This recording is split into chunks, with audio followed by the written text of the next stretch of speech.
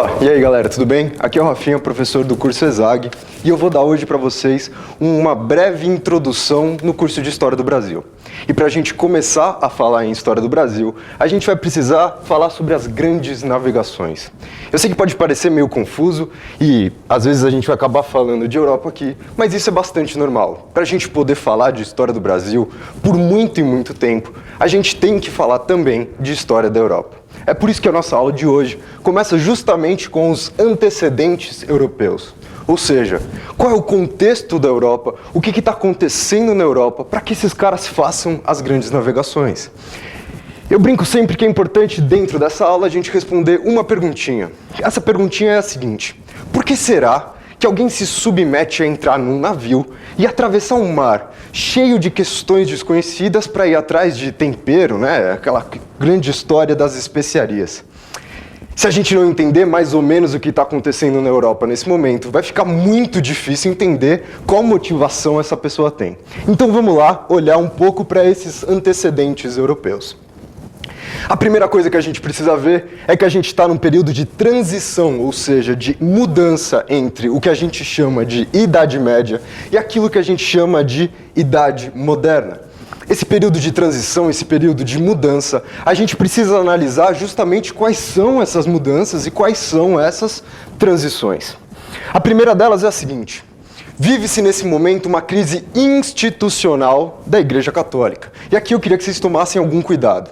Quando a gente fala em crise institucional da Igreja Católica, a gente tem que ter na nossa cabeça que a grande crise que está sendo vivida nesse momento não é uma crise da religião ou até mesmo uma crise da fé. Mas a Igreja Católica, enquanto instituição, começou aqui nesse momento a ser questionada.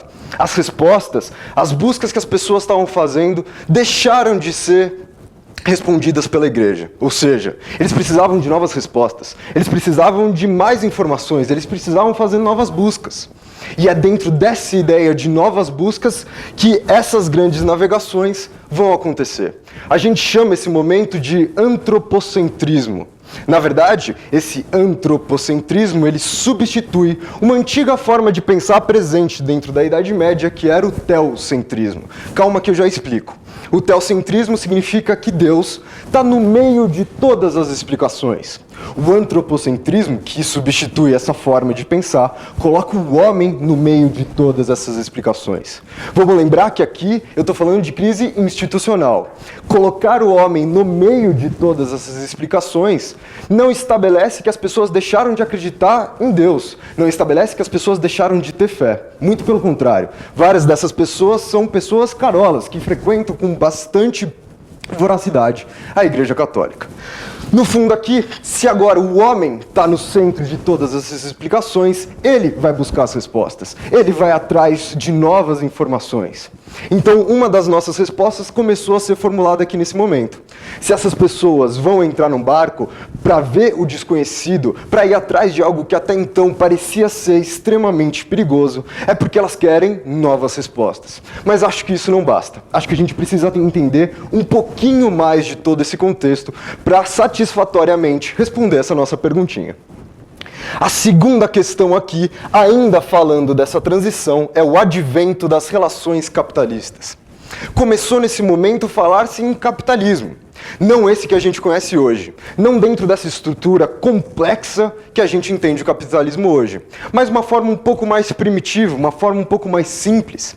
O capitalismo começa a aparecer aqui. Ou ele substitui, por meio de transações comerciais, aquela economia de subsistência que a gente tinha lá na Idade Média. Ou seja, não sobrava nada lá na Idade Média, ou o pouco que sobrava, ele não era o suficiente para transformar o comércio em algo lucrativo. Aqui, o comércio é bastante lucrativo.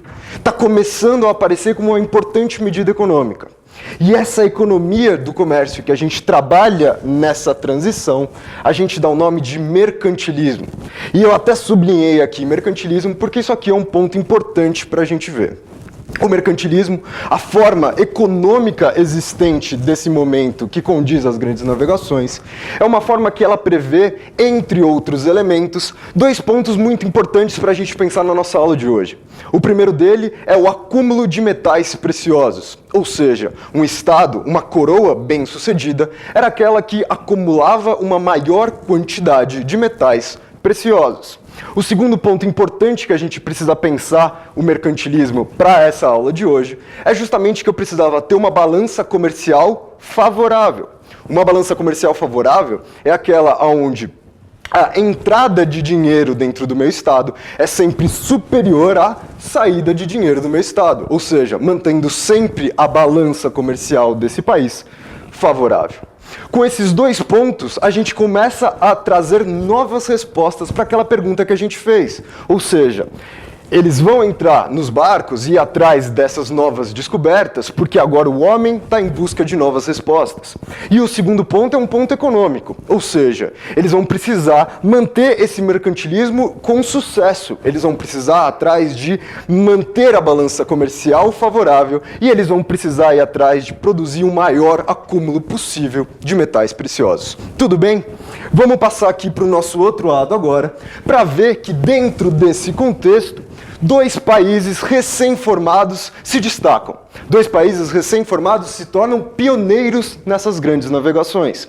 Quando a gente fala que eles são pioneiros, isso significa que eles foram os primeiros, foram os, consequentemente, mais importantes dentro desse contexto. Esses países que eu estou falando para vocês são justamente a Espanha e Portugal. É lógico que, para a nossa aula de História do Brasil, o nosso grande foco vai ser justamente em Portugal. Mas existem alguns aspectos comuns entre os dois que justificam esse pioneirismo. Então vamos olhar o que esses países vão fazer para ir a caminho do novo mundo, para ir chegar nessas novas descobertas. A primeira coisa que a gente tem que olhar é que eles possuem uma centralização precoce política. O que isso significa?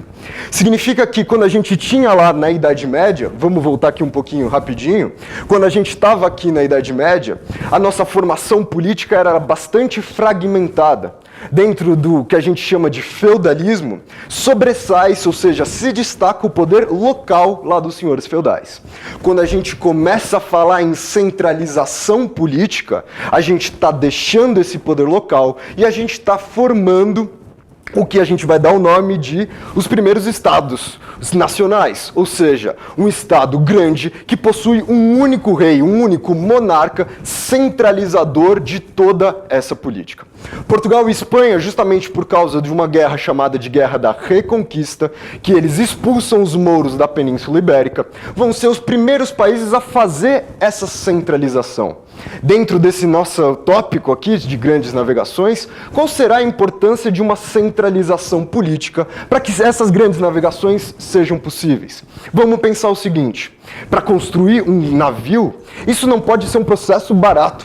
A própria técnica, a própria tecnologia envolvida dentro desse processo é algo muito custoso, ou seja, é algo que possui um valor muito alto. Dificilmente isso pode ser bancado apenas por uma questão privada. Ou seja, esses comerciantes aqui do começo do capitalismo dificilmente vão conseguir sozinhos fazer os seus próprios barcos para manter esse comércio cada vez melhor. O Estado vai virar uma força essencial na ajuda a essa produção e esse investimento nas grandes navegações. Se vocês pensarem, inclusive, não basta só o custo de fazer um único barco, mas quantos não deram errado? A gente está falando de algo novo, a gente está falando de algo que ainda é bastante experimental. Ou seja, o erro também vai custar caro. Sem o Estado, dificilmente eu vou conseguir ter a ajuda necessária para fazer essas grandes navegações. Inicialmente, a gente vai ter um desejo pela Índia. Por quê? Lá na Índia, onde a gente tem as especiarias, um monte de pequenos temperos, vamos dizer assim para ficar mais fácil, que colaboravam na alteração do sabor dos alimentos. Vale lembrar aqui que a gente não está preocupado só com uma questão de gastronomia, não é? Eu gosto da minha carne com pimenta ou eu gosto da minha carne com um outro tempero qualquer. A grande questão aqui é que a gente está no momento, falando de século XV e século XVI, onde a tecnologia para o armazenamento desses alimentos ainda não é propriamente boa. Ou seja, esses alimentos acabam estragando. Esses temperos ajudavam também, entre outros fatores, a mudar ou a alterar esse sabor de estragado. Eles vão possuir, então, um valor de mercado altíssimo.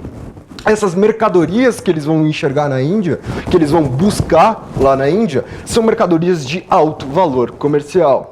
Até aí tudo bem. Eu consegui mostrar para vocês dois elementos importantes que vão responder a nossa pergunta. E agora a gente vai começar a falar do nosso terceiro e último elemento, e talvez o mais fundamental dos três elementos aqui. Essa busca por essas especiarias vai incentivar com que os portugueses e os espanhóis financiem essas navegações. Só que, gente, para chegar na Índia, eu posso simplesmente sair da Península Ibérica, entrar no Mediterrâneo, chegar até a Índia, pegar essas mercadorias e voltar para a Europa, sem precisar temer nenhum tipo de mar desconhecido. Só que os italianos dominam toda a região do Mediterrâneo nesse momento. Ou seja, vão sobrar para portugueses e espanhóis duas alternativas. Ou eles vão ter que contornar o continente africano e chegar lá na Ásia para chegar na Índia, ou eles vão ter que fazer a volta. Só que a volta é algo muito desconhecido e vai ser fruto justamente dessa crise institucional. Ou seja, querer dar a volta, pensar nessa possibilidade, aceitar essa possibilidade, ela vem justamente desse antropocentrismo. É essa busca, então, por uma mercadoria de alto valor comercial, capaz de manter uma balança comercial favorável, que vai incentivar e muito as grandes navegações. Um último detalhe, ainda falando aqui sobre Espanha e Portugal, para a gente encerrar esse contexto, é que no finalzinho do século XV, a Espanha descobre na América Espanhola minas intermináveis de ouro e prata, ou seja, acende esse desejo pelo acúmulo de metais. E isso vai responder à nossa pergunta. Para a gente fechar a nossa aula aqui, vamos relembrar da nossa pergunta. O que vão fazer com que as pessoas lá no século XV e no século XVI se submetam a entrar num barquinho e ir em busca do desconhecido? A nossa resposta aqui, para explicar as grandes navegações, são então três respostas. Primeira coisa, um antropocentrismo, buscar por novas respostas, questionar algumas das coisas que vêm sendo repetidas há muitos anos. Segunda dessas informações, o advento das relações capitalistas e o mercantilismo, manter uma balança comercial favorável e o acúmulo de metais preciosos. Por último, o desejo pela Índia. A Índia como o grande local capaz de trazer para eles esses produtos para beneficiar essa balança comercial favorável. Tudo bem, gente? Até a próxima e falou!